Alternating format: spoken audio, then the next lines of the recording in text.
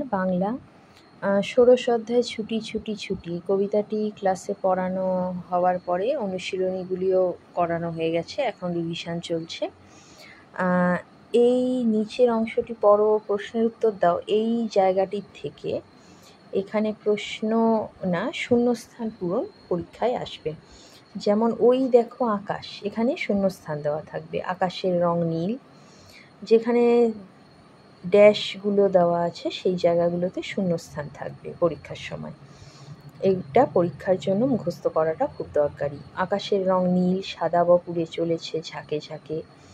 আষাঢ় মাসে আকাশ ঢাকা থাকে মেঘে। মেঘ, আকাশ, এগুলোতে শূন্যস্থান থাকবে। ওই মেঘের রং কালো, আমাদের মাথার চুলও কালো। রামুদের গরুতে দুধ দেয়, দুধের রং সাদা। উঠোনের ডালিম গাছে কচি পাতা গজিয়েছে, পাতার রং সবুজ। আমাদের দেহে যে রক্ত আছে তার রং লাল, আবার জবা ফুলের রঙও লাল। গাছের পাতার ভেতর টিয়া পাখি বসে আছে, তার রং সবুজ বলে বোঝা যায় না। এই ড্যাশ দেওয়া জায়গাগুলির থেকে শূন্যস্থান আসবে।